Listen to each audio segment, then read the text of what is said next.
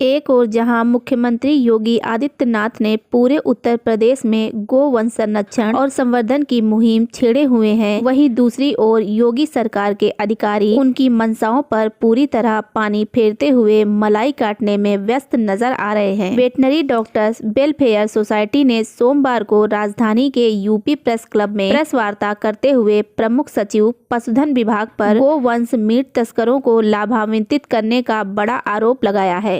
12,000 रुपए तनख्वाह पाते हैं, इतना उसको टार्चर किया जा रहा है, 6 महीने से वेतन नहीं दिया गया है। इसका कोई जवाब सीओएलडीबी नहीं दे सकते, क्यों नहीं दिया जा रहा है। लड़के डेली काम कर रहे हैं, 8 से 10 घंटा काम कर रहे हैं, उसको वेतन रोक दिया जा रहा है। कारण भी नहीं बताया जा रहा है, ना वेतन दिया जा रहा है। लड़के सारे परेशान हैं। लड़के जो है किसी भी दिन सीओएलडीबी के ताला बंद करके पूरा आमरण अनशन होगा, उसमें सभी हमारे पशु किसानविद जो वेलफेयर सोसाइटी है और पूरे प्रदेश के सभी संगठन से मैं आह्वान कर रहा हूं, पशुधन प्रसार अधिकारी संघ से, फार्मासिस्ट संघ से, 4th क्लास से और पशु किसानविद संघ से कि सामूहिक हड़ताल किया जाए सीओएलडीबी के भगाने के लिए। इसके मुहिम में हमारे प्रमुख सचिव महोदय अपनी जो है सहभागिता, पता नहीं क्या प्रेम हो गया नीरज गुप्ता से, कितनी भ्रष्टाचारित अधिकारी को बैठाए हुए हैं जो हटा नहीं रहे। डेली टू डेली सूचना मुख्यमंत्री कार्यालय और सब जगह जा रही है, लेकिन यह नीरज गुप्ता को हटाया नहीं जा रहा है। और पता नहीं किस मोह में प्रमुख सचिव हैं। प्रमुख सचिव साहब खुद फंस रहे हैं। अगर प्रमुख सचिव साहब सुन रहे हो तो इस बात को ध्यान दें, अपनी को बचते हुए डॉक्टर नीरज गुप्ता को तत्काल प्रभाव से हटाया जाए और अपने को बचे, क्योंकि उनका कार्यकाल 5 महीना है, 5 महीना रह गया है। इसलिए प्रमुख सचिव बचते हुए अपने को डॉक्टर नीरज गुप्ता को तत्काल प्रभाव से हटाकर कोई विज्ञप्ति निकली है उसकी नियुक्ति की जाए, सही अधिकारी को बैठाया जाए।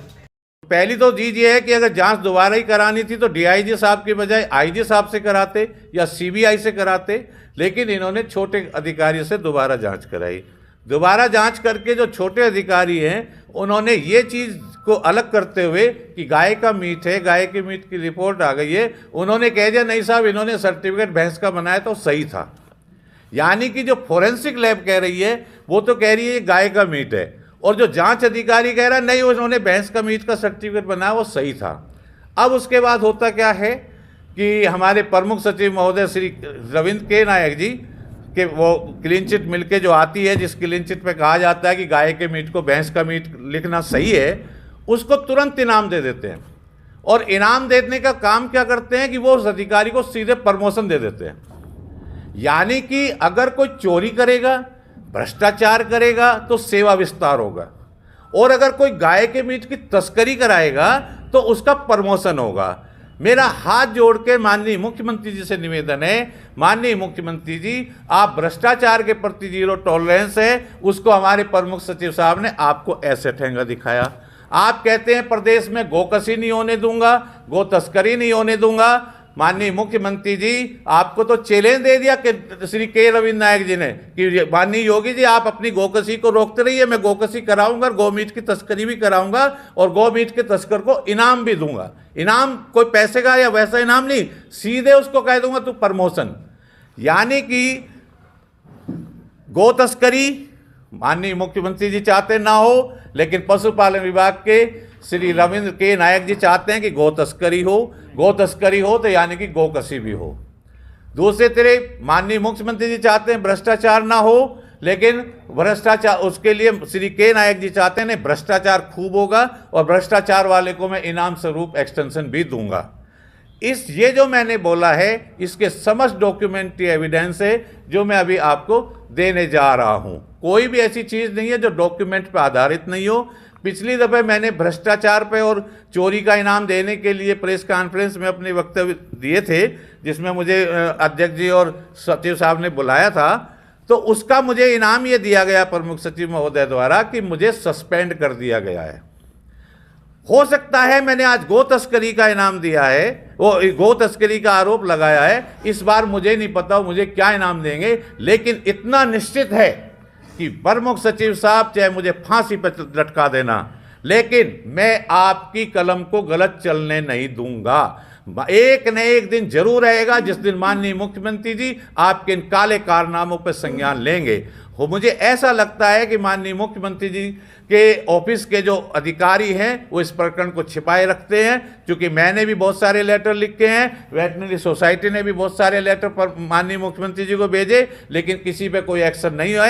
मेरा पूर्ण विश्वास है कि अगर माननीय मुख्यमंत्री जी को भनक भी लग गई होती तो अब तक एक्शन लिया होता।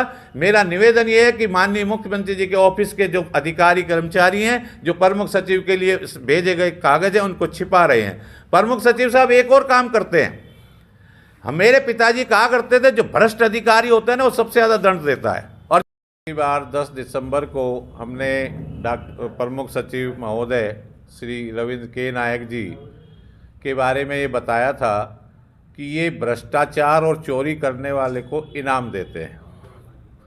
पूरी बात इसलिए नहीं बता कि पूरी बात उस प्रेस में बता दी थी, लेकिन मेन बात यह है कि वो भ्रष्टाचार और चोरी करने के काम को बहुत पसंद करते हैं, लेकिन ये काम भी बहुत छोटा पड़ गया है उनके लिए।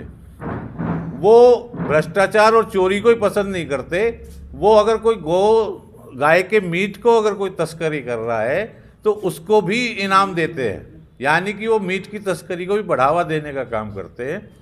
इसके लिए एविडेंस ये है कि 2018 में उत्तर प्रदेश के राज्य से गाय के मीट ले जाने के ट्रक, जिन्हें कंटेनर कहते हैं, जो विदेश में जाने थे वो दूसरे राज्यों में पकड़े गए।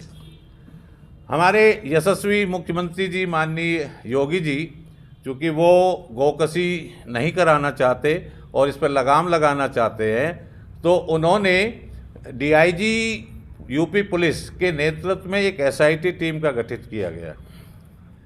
डीआईजी साहब ने उस पर जांच की। जांच रिपोर्ट में एक पशुपालन विभाग के एक अधिकारी को उन्होंने कहा कि ये अधिकारी जो है इसको जो है तस्करी करा रहा था, और उस गाय के मीट को वो क्या करते थे कि वो लैब रिपोर्ट जो आई वो गाय के मीट की आई, लेकिन वो उसको भैंस का मीट बता के तस्करी कराते थे। और उसके डॉक्यूमेंट्री एविडेंस डीआईजी साहब ने प्रमुख सचिव महोदय को यानी कि शासन को सौंप दिए। शासन ने, चूँकि माननीय योगी जी मुख्यमंत्री जी ने जांच टीम गठित करी थी, लेकिन पता नहीं किस मंशा से उन्होंने कहा कि योगी जी, माननीय योगी जी आप अलग, आपकी टीम की जांच रिपोर्ट को मैं नहीं मानता, मैं उनसे छोटे अधिकारी जो पशुपालन विभाग के उनसे दोबारा जांच। ठीक है। और इस संबंध में फिर हमने कंप्लेंट डाला, लिखा प्रमुख सचिव साहब को भी, हम लोग मिलने भी गए, लेकिन उनके द्वारा सीधे हम लोग को निगलेक्ट कर दिया। क्या वजह आपको नजर आती है कि आप इससे मतलब 6-6 महीने तक अगर जांच नहीं बैठा है, जांच बैठा भी है, अगर उसका रिव्यू नहीं सामने आ रहा है, हाँ या ना, या तो हमको गलत साबित करें या तो हमारे पक्ष में हो, दोनों में से कोई एक ऑप्शन होता है। 6 महीना हो गया और हम लोग को, भाई हम लोग का वेतन कितना है, छोटा सा है, ज़्यादा बड़ा नहीं है, हम लोग इसी से घर गुजारा हम लोग का चलता है। अगर आप 6-6 महीने तक रोक देंगे तो इसका मतलब क्या समझ में आता है? कहीं ना कहीं आप भी उसी भ्रष्टाचार में लिप्त हैं, क्योंकि जब मैं अपने अधिकारी का कंप्लेन ऊपर कर रहा हूँ, प्रमुख सचिव लेवल पे कर रहा हूँ, तो कम से कम एक बार तो मिलना चाहिए या हमारी बातें सुनना चाहिए प्रमुख सचिव को। वो भी आज तक नहीं हुआ। हम लोग मिलने गए, 4-4 घंटे खड़े रहे वहाँ गेट पे, और उसके बाद कह रहे हैं कि हम मिल नहीं पाएंगे।